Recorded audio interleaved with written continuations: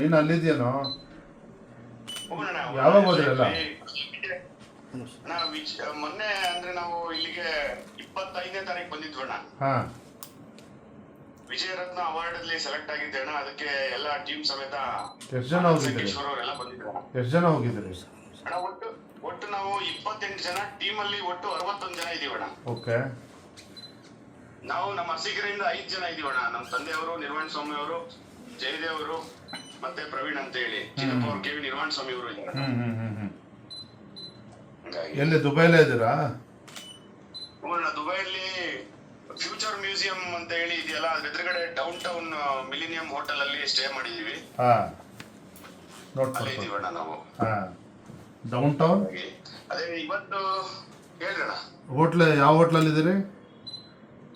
Millennium down town ಅಂತ ಹೇಳಿ ಅಣ್ಣ. ಓಕೆ. ಇಲ್ಲಿ ಉಳಿದಿದ್ದೀವಿ. ಈಗ ಎಷ್ಟು ದಿನ ಆಯ್ತು ನೀವು ಹೋಗಿಲ್ಲಿ? ಅಣ್ಣ ಇವತ್ತಿಗಾಲೇ 7ನೇ ದಿನ ಆಗೋಯ್ತಣ್ಣ. ಇವತ್ತು ಸಾಯಂಕಾಲ ಹೇಳಪ್ಪ ಹೇಳಿ. ಇವತ್ತು ಸಾಯಂಕಾಲ ಅಂದ್ರೆ ರಾತ್ರಿ 9:30ಗೆ ಫ್ಲೈಟ್ ಇತ್ತು, ಅದು ಕ್ಯಾನ್ಸಲ್ ಆಗಿದೆ ಅಣ್ಣ. ಹಾಗಾಗಿ ಇಲ್ಲ, ಈಗ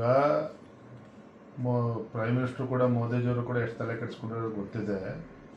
ಹಿಂದೆ ಯುಕ್ರೇನ್ ಈ ಥರ ಸಮಸ್ಯೆ ಆದವರು ಕೂಡ ಕೇಂದ್ರ ಸರ್ಕಾರದಿಂದ ಅದನ್ನು ಕರೆಕ್ಟಾಗಿ ಹ್ಯಾಂಡ್ಲ್ ಮಾಡಿ ಅಲ್ಲಿದ್ದಂಥವ್ರನ್ನ ವಾಪಸ್ ಕರ್ಕೊಬರೋಂಥ ವ್ಯವಸ್ಥೆಗಳು ಆಯಿತು. ಇದು ಯಾರೂ ಕೂಡ ನಿರೀಕ್ಷೆ ಮಾಡಿರಲಿಲ್ಲ, ಅಚಾನಕ್ಕಾಗಿ ಶುರುವಾಗಿರ್ತಕ್ಕಂಥದ್ದು. ಆಯಿತಾ? ಖಂಡಿತ ನಾನು ದೆಹಲಿಗೂ ನಾನು ಕೂಡ ಮಾತನಾಡ್ತೇನೆ ಯಾರಿಗೆ ಸಂಬಂಧಪಟ್ಟವ್ರಿಗೆ. ಖಂಡಿತ ಅಲ್ಲಿ ಇದು ಮಾಡಿ ಸುರಕ್ಷಿತ ಬರೋದಕ್ಕೆ ಏನು ಬೇಕು ಅದಕ್ಕೆ ಪ್ಲ್ಯಾನ್ ಮಾಡ್ತಾರಪ್ಪ. ಏನು ನಿನ್ನೆ ಇವತ್ತೇನು ಆ ಥರ ಏನು ಅಲ್ಲಿ ಇದಾಗಿಲ್ಲಲ್ಲ? ಆಲ್ರೆಡಿ ನಿನ್ನೆ ಬೆಳಿಗ್ಗೆ ಸ್ವಲ್ಪ ಆಯ್ತು, ಬಟ್ ಅದನ್ನ ಯಾವ್ದು ನಾವಿಲ್ಲಿ ಏನು ಮಾತಾಡಂಗಿಲ್ಲ, ಏನು ಮೆಸೇಜ್ ಕೊಡಂಗಿಲ್ಲ. ಓಕೆ, ಆಯ್ತು, ಇರಲಿ ಬಿಡಿ. ಅರ್ಥ ಆಯ್ತು ನನಗೆ. ನಾನು ಖಂಡಿತ ನಾನು ಸಂಬಂಧಪಟ್ಟದವ್ರಿಗೂ ಮಾತಾಡ್ತೀನಿ ಇಮಿಡಿಯೇಟ್ಲಿ. ಏನಪ್ಪ, ನೀವು ಗಾಬರಿ ಆಗಬೇಡಿ, ಸುರಕ್ಷಿತ ಬರೋಕ್ಕೆ ಅಂತ ಪ್ಲಾನ್ ಮಾಡೋಣ. ಆದಷ್ಟು ಬೇಗ ತಾವು ಮಾತಾಡಿದ್ರೆ ಒಳ್ಳೆಯದು. ಈಗಲೇ ಮಾತಾಡ್ತೀನಿ. ಇಲ್ಲ, ಅರ್ಥ ಆಯ್ತು ನನಗೆ, ಈಗಲೇ ಮಾತಾಡ್ತೇನೆ, ಖಂಡಿತ ಮಾತಾಡ್ತೇನೆ. ಮಿಲೇನಿಯಂ ಹೋಟೆಲ್ ಅಲ್ವಾ? ಅವನ ಮಿಲೇನಿಯಂ ಡೌನ್ ಅಂತ ಹೇಳಿ ಫ್ಯೂಚರ್ ನ್ಯೂ ಮ್ಯೂಸಿಯಂ ಅಂತ ಹೇಳಿ ಮಾಡಿದಾರಣ್ಣ. ಈ ಫ್ಯೂಚರ್ ನ್ಯೂ ಮ್ಯೂಸಿಯಂ ಅಂತ ಹೇಳಿ ಅದ್ರ ಎದುರುಗಡೆನೆ ಅಣ್ಣ. ಆಯ್ತಪ್ಪ, ಆಯ್ತು, ಇಮಿಡಿಯೇಟ್ಲಿ ಮಾತಾಡ್ತೇನೆ. ಧೈರ್ಯ ಆಗಿದ್ರೆ ಒಳ್ಳೇದಾಗ್ತದೆ ಅಂತೆಲ್ಲ ಕೆಡಿಸ್ಕೊಬಿಡಿ. ಈಗಲೇ ಮಾತಾಡ್ತೇನೆ.